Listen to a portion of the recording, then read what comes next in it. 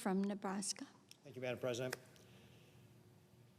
Iran cannot be allowed to have a nuclear weapon. The senator will I'm sorry. suspend. The Senate is in a quorum call. Oh, thank you, Madam President. Ask consent. May I have unanimous consent to get out of the quorum call, please? Without objection. Thank you, Madam President.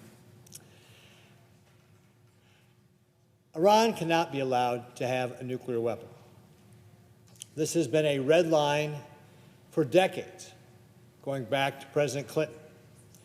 And the reason is because the results would be catastrophic. It would create an existential threat to our allies and partners in the region, such as Israel. Even worse, it would create a threat to our heroic service members at a time when Iran and its proxies have already shed blood and have that blood on their hands. It would trigger a regional arms race as countries threatened by Iran's persistent malign aggression seek their own nuclear deterrent. And it would lead to an even more assertive and aggressive Iran that would be emboldened by its perceived security guarantees that come with a nuclear weapon. That's why Israel's recent military campaign against Iran, which culminated in the successful airstrikes ordered by President Trump on Iran's key nuclear facilities, is so important. Iran is now as weak Iran is now as weak now as it ever has been since the 1980s, probably weaker. The strikes have delayed Iran's path to a nuclear weapon by a few years. But in order to seize this moment, the U.S. and our allies must impose maximum pressure to the highest extent possible to force Iran to permanently and verifiably end its nuclear program, including its capacity to enrich uranium. This is why the snapback of UN sanctions is so important. 10 years ago, Iran made commitments under JCPOA, including reducing its enriching of uranium and its uranium stockpile, limiting the enrichment of uranium and its centrifuges, and allowing intrusive monitoring. As a result, the UN passed UN Security Council Resolution 2231, which endorsed the JCPOA. In exchange for Iran's compliance, it provided for the eventual termination of all previous UN sanctions targeting Iran's nuclear program after 10 years. It also sunset UN arms restrictions on Iran after 5 years and UN prohibitions on Iran's missile and drone activities after 8 years, both of which have now expired. However, even before the prohibitions ended, Iran was blatantly violating them, sending suicide drones to Russia and weapons of terror to its proxies like Hamas and the Houthis. These sanctions shouldn't have not been allowed to expire in the first place, especially when the price was the destruction of European cities and the lives of American citizens threatened by Iranian weapons. Under 2231, any signatory to the JCPOA, which includes the UK, France, and Germany, can trigger the snapback of these waived sanctions and restrictions if Iran is in, quote, significant non-performance of its commitments under the JCPOA, end quote. Not only has Iran blatantly violated these commitments, it has done so repeatedly for 6 years, all without consequences from the UN. On top of that, in June, the IAEA, the world's nuclear watchdog, for the first time in 2 decades, declared that Iran had failed to comply with its IAEA safeguard obligations. And how did Iran respond? By threatening Director General Grossi and effectively kicking out the IAEA's remaining inspectors and booting them out of the country. From breaching the cap on its stockpile of uranium and enriching to 60%, to expanding its nuclear enrichment facilities, Iran has trampled on its obligations under the JCPOA.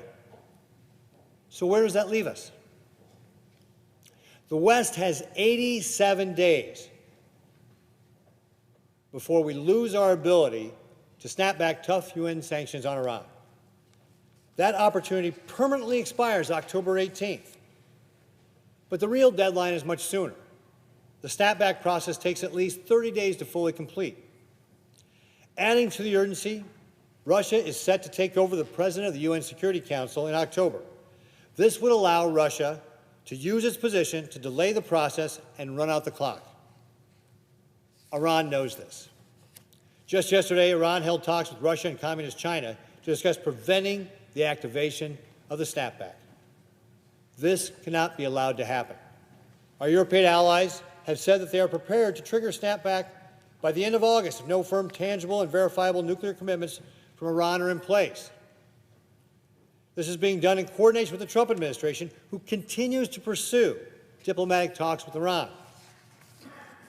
I commend our allies for setting a deadline. However, this path is under a timeline that leaves little room for error.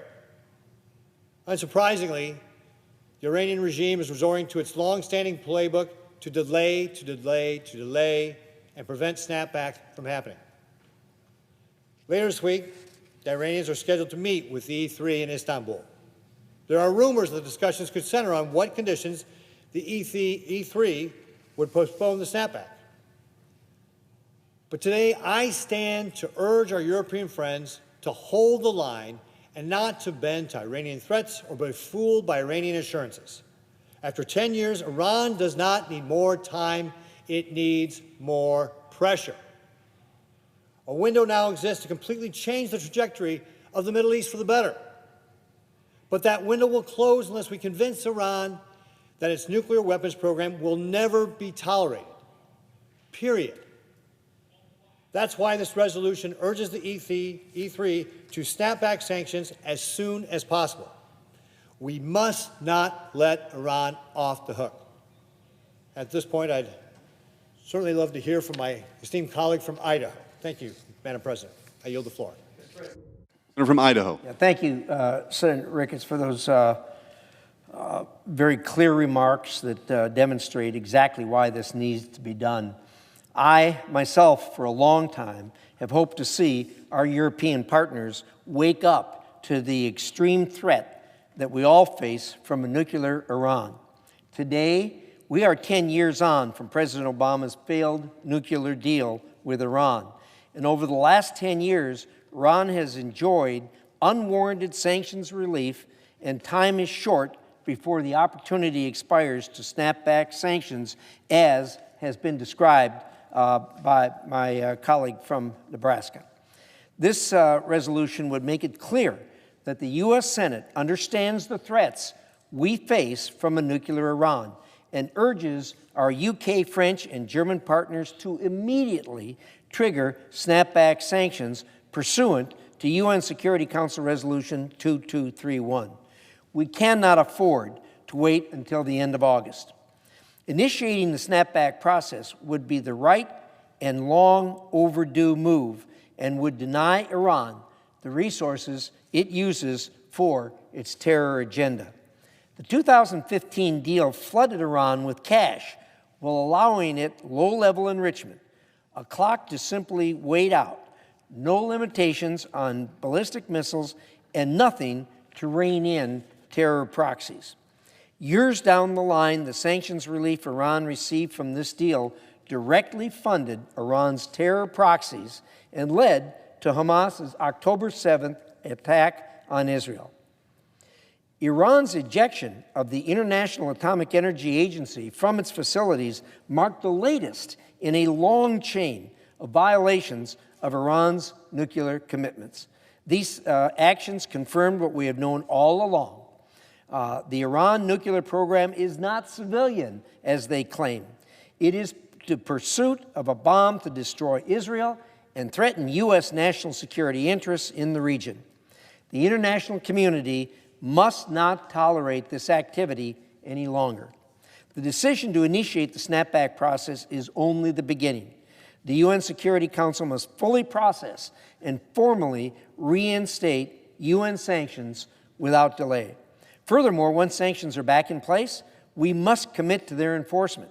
Chinese purchases of Iranian oil and illicit oil smuggling through third countries have long violated existing UN sanctions. Once UN sanctions return, all member countries will have a duty to crack down on this illegal activity. President Trump has once again instituted a maximum pressure policy to bring Iran to the negotiating table. I hope our European friends will also take the necessary and the next step to counter Iran's threat to regional and global security for good. This resolution will communicate with our European friends. That is the intent of this body to do so. With that, I'll yield back to Senator Ricketts. From Nebraska. Thank you, Mr. President. I would appreciate my colleague from Idaho's remarks because they are spot on with regard to what is going on here. Under previous administrations like the Obama administration and the Biden administration, the strategy was to try to buy off Iran, to try to give them enough money to be our friend. And that is a failed policy. It's been demonstrated by failed policy. Under the Trump administration's first term, where they applied maximum sanctions, they were able to take Iran's foreign reserves down from $122.5 billion to under $14 billion. And when that happened, Iran did not have the money to be able to fund terrorist organizations like the Houthis or Hamas or Hezbollah. When the Biden administration came in and opened up the valves for them to get their oil money again, that's when we saw this problem reoccurring. And to my colleague's point, if you look at what's going on, the enrichment they're doing right now is not for a civilian nuclear program. 23 countries in this world today have civilian nuclear energy programs. And what they do is they get their enriched uranium from other sources. They don't enrich it themselves. This allows them to have a civilian program. This is what Iran needs to go to. They cannot be allowed to have an enrichment program. Maximum pressure is what works. It's been demonstrated to work in the first Trump administration. The appeasement of the Biden administration only encouraged them to fund terrorism around the world. Iran is the largest state sponsor of terrorism. And so I believe that the European countries need to snap back these sanctions. This will help us in the negotiations with Iran right now. As I mentioned, they're their weakest state since the 1980s, maybe weaker. So we must snap back these sanctions. This resolution will encourage our European allies to do that. And therefore, I ask unanimous consent that notwithstanding Rule 22, and as if in legislative session, the Foreign Relations Committee be discharged from further consideration and the Senate now proceed to S-Res 81. I further ask the resolution be agreed to, the Ricketts Amendment at the desk be considered and agreed to, the preamble as amended be agreed to, and that the motions to reconsider be considered made and laid upon the table. Is there an objection? Senator from Kentucky. Object. Diplomacy cannot be all stick and no carrot. There is no question that the recent U.S. strikes dealt significant damage to Iran's nuclear program, yet it is still unknown whether the use of military force will induce the Iranians to come to the table. Instead, our attack may lead to the opposite effect, hardening the regime's opposition to U.S. demands. From the perspective of Iran's leader, Ayatollah Khomeini, submitting to U.S. demands now would be perceived by Iranians as surrender. It is unknown yet whether the combined U.S. and Israeli bombing of Iran's nuclear facilities will lead to an end to their nuclear program or a sprint to the completion of a weapon. In fact, our attack on Iran may turn out to be a disaster. It's unknown. It may turn out, though, to be the final catalyst for Tehran to double down on an effort to secure a nuclear deterrent to ensure that their country cannot be attacked with impunity again. Now, we hear from the same voices in the establishment who were adamant that the war would be a panacea, that the imposition of more sanctions is the solution. The Washington establishment doesn't seem to be familiar with Einstein's famous definition of insanity. Sanctions have been consistently ineffective at altering Iran's behavior in a manner favorable to U.S. interests. Repeatedly, as we put sanctions on, there's been no change in Iran's behavior. Sanctions are often counterproductive. Sanctions immiserate the civilian population to such an extent that they rally around the regime in opposition to foreign interference. Some in this body maintain that sanctions will prompt the Iranian people to rise up and overthrow the despotic regime that rules over them. That would be great, but history suggests otherwise. Instead, we may stoke the flames of nationalism by directing the ire of the people away from the Ayatollah and towards the United States. Additionally, this resolution's purpose to urge the United Kingdom, France, and Germany to invoke sanctions is rich, given that it was the United States that unilaterally withdrew from the Joint Comprehensive Plan of Action. So it is a bit inconsistent for us to be arguing that Europe should, by all means, apply and adhere to the JCPOA, which we no longer participate in. If the United States is no longer a member of the JCPOA, what gives Washington the right to advise those who remain in it to invoke certain mechanisms within the agreement? Washington's determination to worsen relations with Iran risks further military confrontation and diverts finite U.S. resources from other more pressing domestic and international concerns. That's why I'm offering a substitute amendment to Senate Resolution 81 that makes clear the futility of sanctions and the needless risk of further escalation.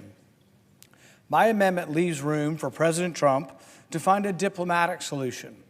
It resolves that the United States supports the de-escalation of tensions between the United States and Iran, affirms that stable relations with Iran are in the U.S. national interest, seeks a peaceful resolution to concerns regarding Iran's nuclear program, and urges the Trump administration to prioritize diplomacy with Iran over further war.